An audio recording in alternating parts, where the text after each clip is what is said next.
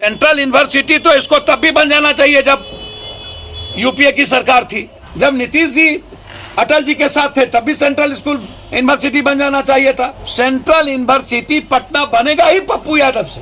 जिस दिन हम आएंगे सरकार में, सबसे पहला निर्णय होगा मेरा पटना यूनिवर्सिटी को सेंट्रल यूनिवर्सिटी बनाकर भारत का नंबर 1 बनाना। सारे छात्रों के निर्णय के अनुसार सारी कमेटी डिसॉल्व कर दी। वीमेंस कॉलेज की प्रिंसिपल चुनाव के समय सीएम हाउस क्यों गए?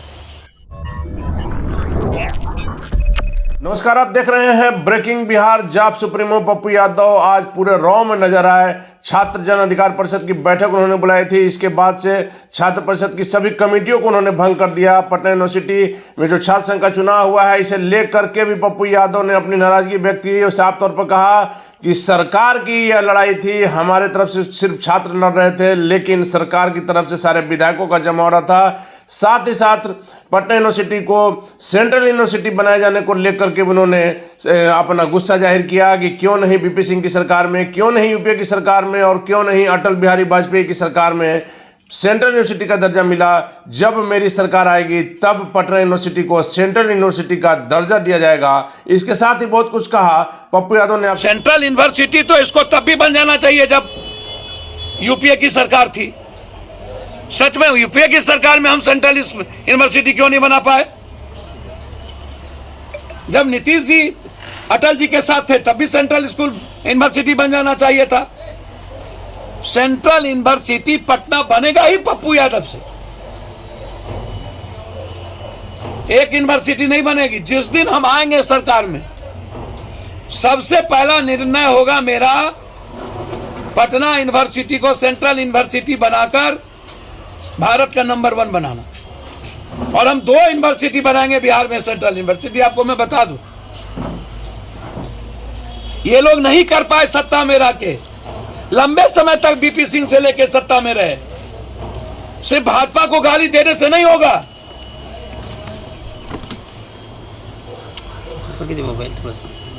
ये लड़ेंगे क्या?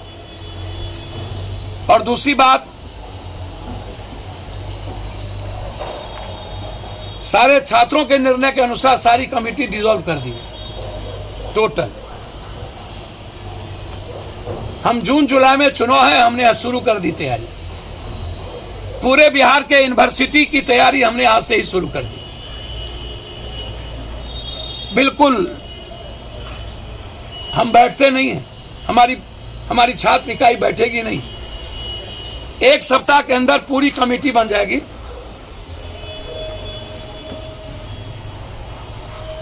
नैतिकता का बेमिसाल हमारे प्रदेश अध्यक्ष ने कायम किया, उन्होंने इस्तीफा दिया।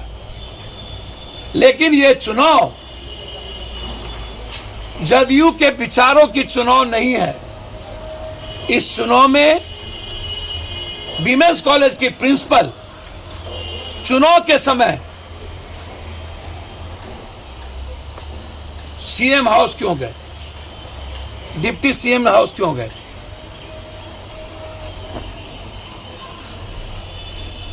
इसमें यही बात पूरे हमने अपनी कमजोरी को स्वीकार तो किया ही कि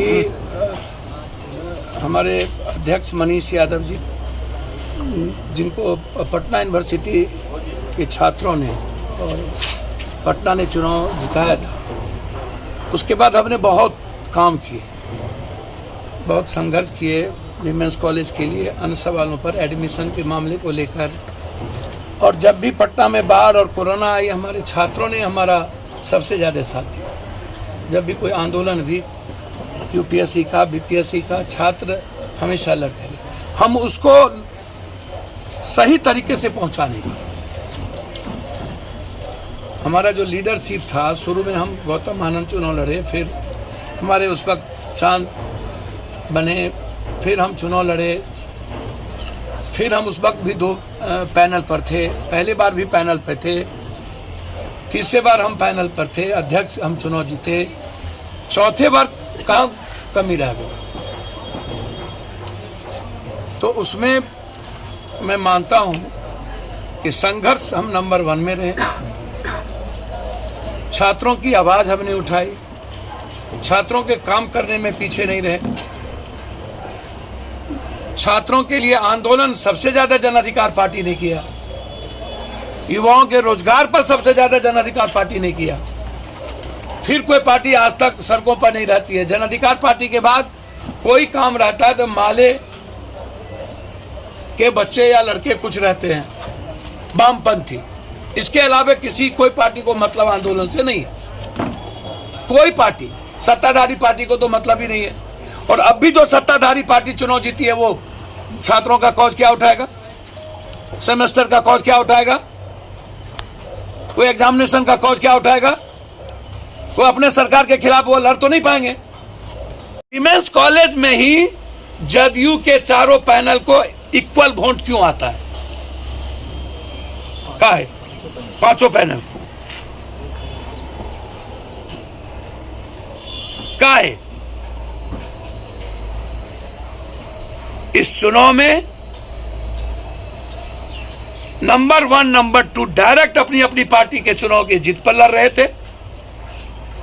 हमारा संगठन कंप्लीट छात्र इकाई चुनाव लड़ रही थी। हमने कहीं एक बार भी 20-20 एमएलए लगाए गए थे आरजेडी की तरफ से, जदयू की तरफ से पूरे ललन बाबू का नेतृत्व और उमेश जी देख रहे थे।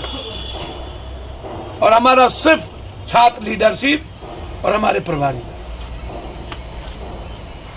यह चुनाव विचारों का जीत नहीं है, यह सरकार प्रायोजित धन साम दाम दंड भेद से कल छल बल से जीता गया। हम इसको स्वीकार करते हैं कि हम हारे हैं। हम फिर छात्रों का विश्वास जीतेंगे। छात्रों के परिवार और सबके साथ हमारा व्यक्तिगत और पारिवारिक रिश्ता है। हम उस विश्वास के साथ पटना यूनिवर्सिटी के विचार और गौरव को वापस करें।